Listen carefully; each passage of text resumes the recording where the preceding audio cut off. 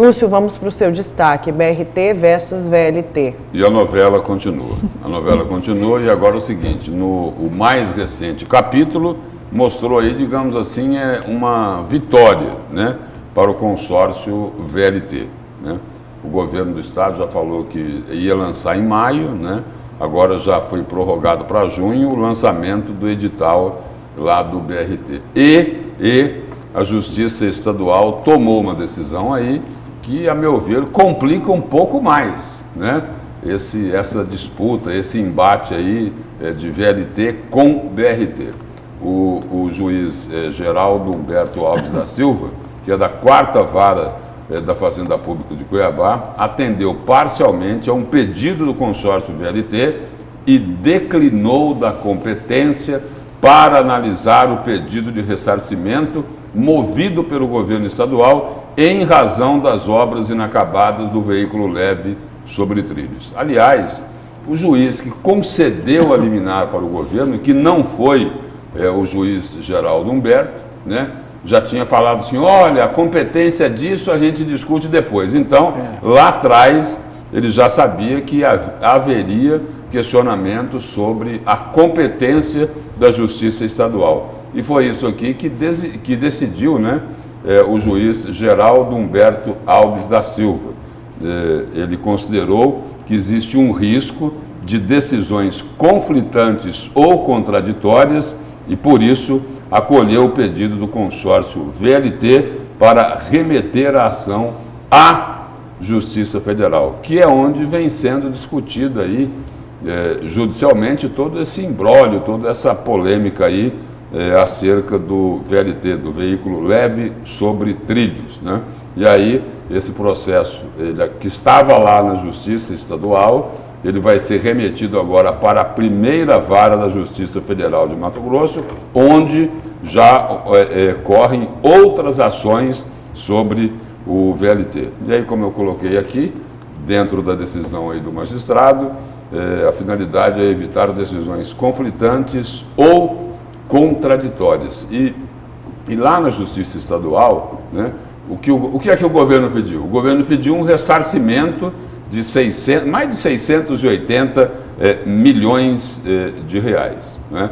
Para garantir o pagamento, o bloqueio do valor integral chegou a ser determinado pelo juiz Bruno de Oliveira Marques, da Vara de Ação Civil Pública e Popular de Cuiabá, no plantão, né?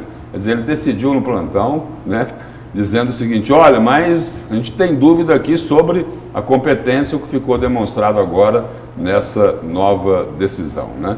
Ele revogou, o juiz Geraldo Humberto Alves da Silva revogou a decisão que foi tomada em março deste ano, considerando a possibilidade gravíssima de gravíssimos riscos financeiros e processuais. Então, embolou mais um pouco essa discussão aí do VLT com o BRT.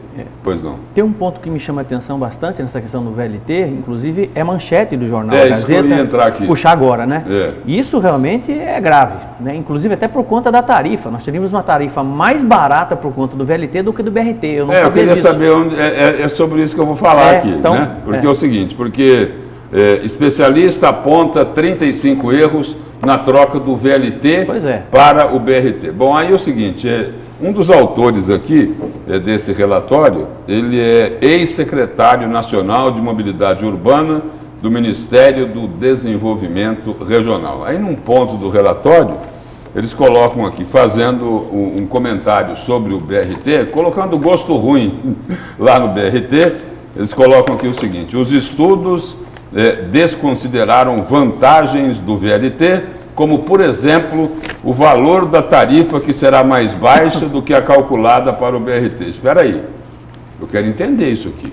Isso é muito grave. Eu quero entender isso aqui, porque é o seguinte, a gente sempre ouviu aqui, o seguinte, de que o custo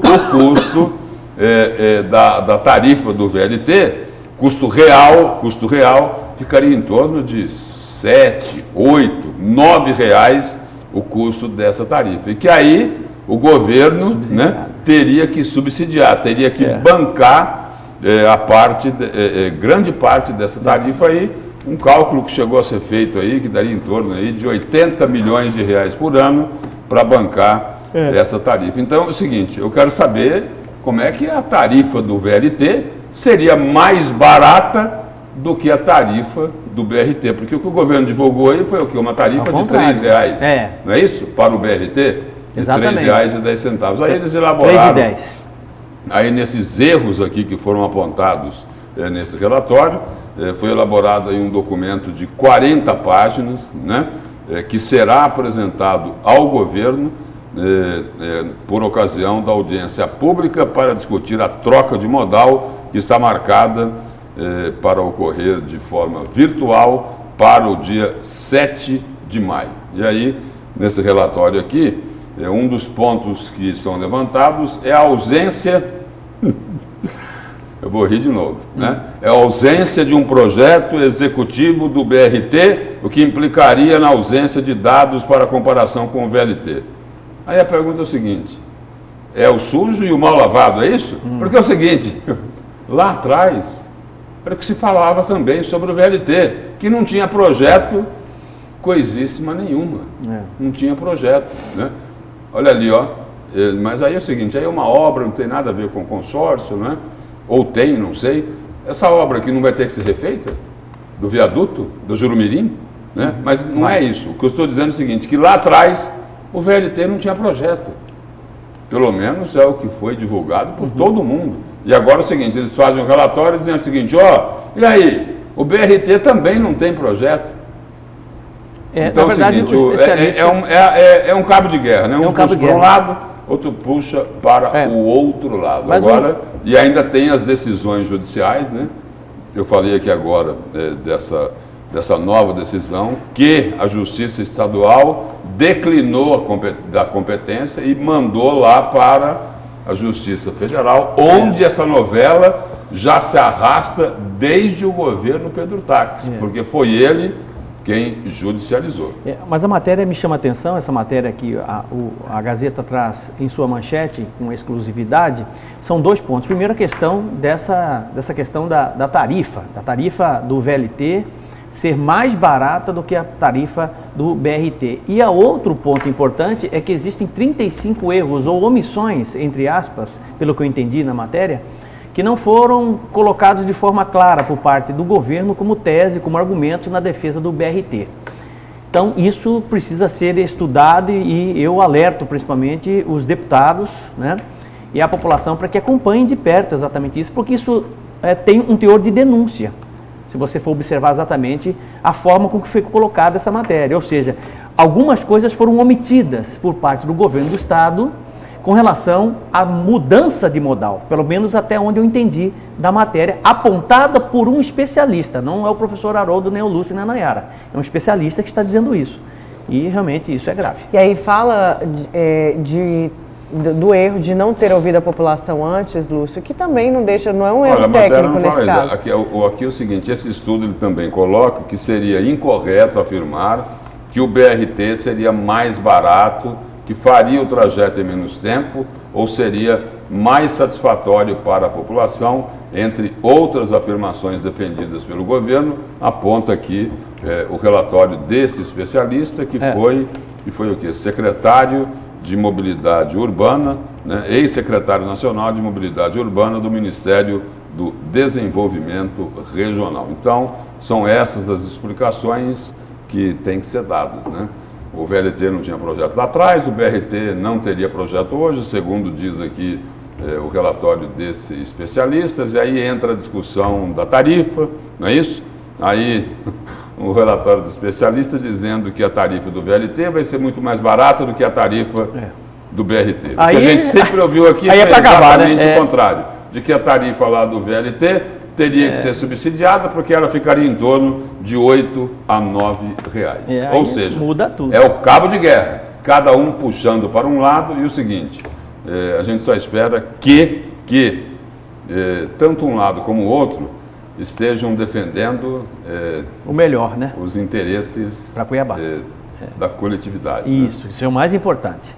Mas é difícil a gente acreditar nisso, hein? Pois é. É difícil acreditar, né? A impressão que dá é o seguinte, que cada um está olhando para o próprio umbigo para defender aquilo que mais lhe interessa. Quem não sonha não vive.